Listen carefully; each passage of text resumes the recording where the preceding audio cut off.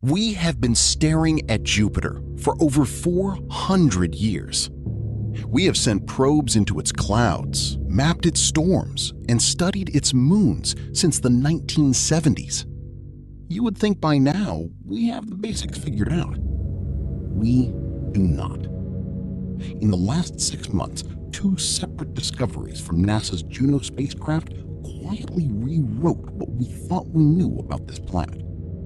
One of them connects Jupiter to the exact same physics that power exploding stars.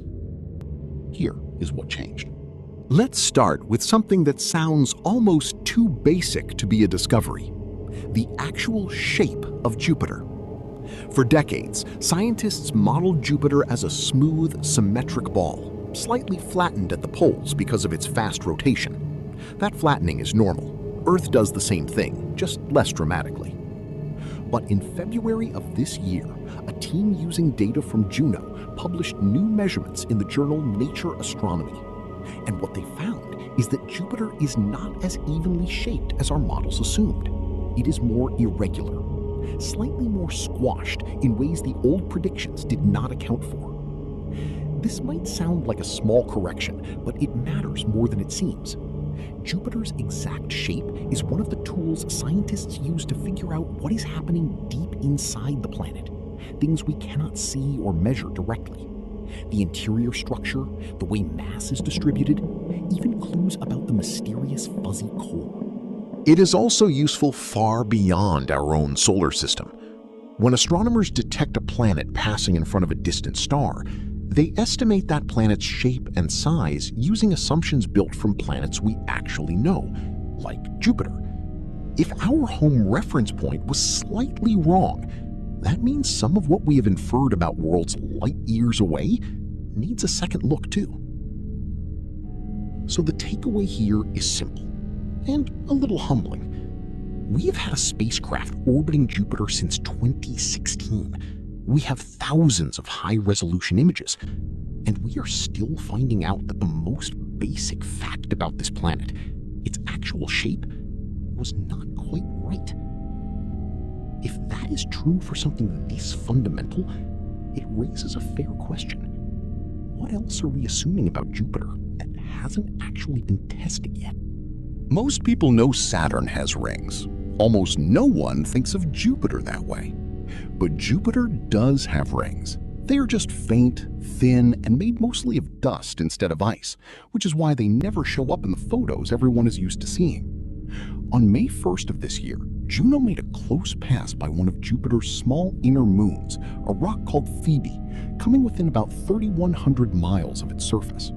The spacecraft used an instrument that is technically built for navigation, a star tracking camera, but it turned out to be sensitive enough to capture detailed images of the moon itself. What scientists found is that Phoebe is not just sitting there, it is actively shedding dust from its surface, and that dust is likely a major source of material for one of Jupiter's outer rings, known as the Gossamer Ring. So while we have spent decades studying Jupiter's storms and its moons individually, this flyby connected the two. A small, mostly ignored moon quietly feeding material into a ring system most people do not even know exists. It is a reminder that Jupiter is not just one planet with some moons floating nearby. Every piece of that system is interacting with every other piece, constantly, even in ways that do not show up unless you get close enough to actually look. Everyone has heard of the Great Red Spot.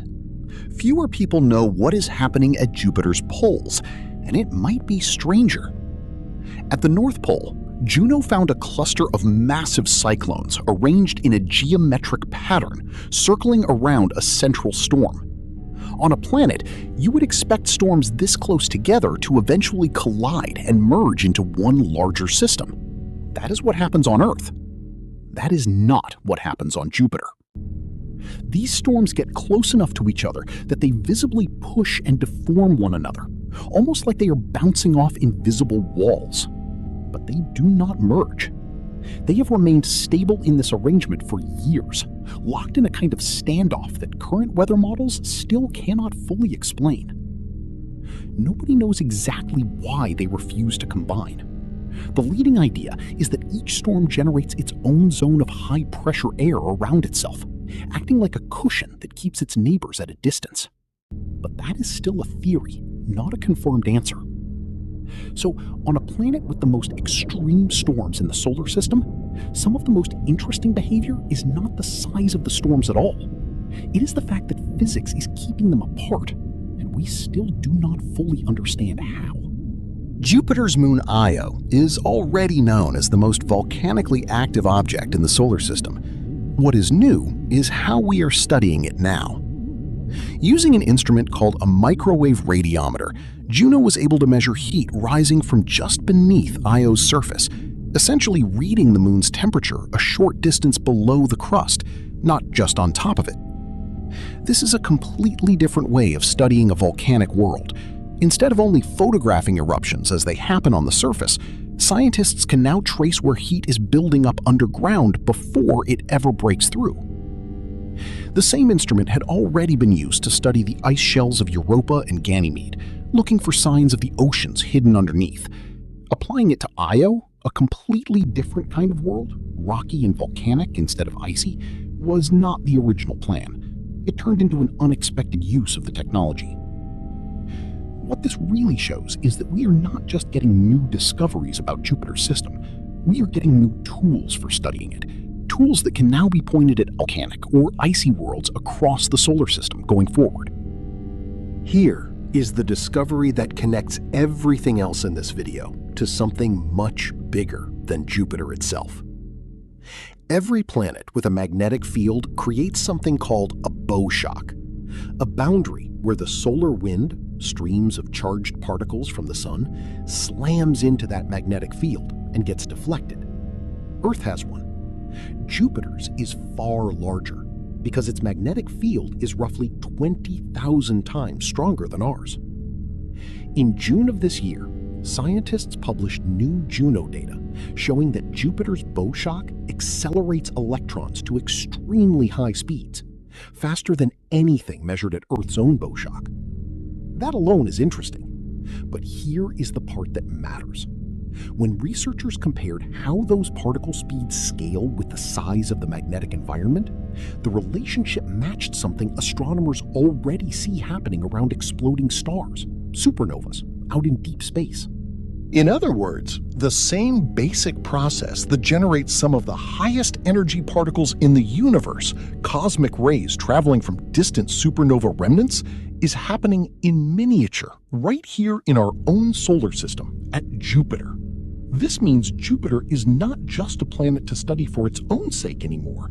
It is something closer to a natural laboratory, a nearby example of a process that normally only happens in some of the most violent environments in the galaxy, just on a smaller and much safer scale to study. We did not need a telescope pointed at a distant supernova to learn something about how the universe creates its most extreme particles. We had it in our own solar system the entire time. We just were not looking at it the right way until now. We have had a spacecraft in orbit around Jupiter for almost a decade.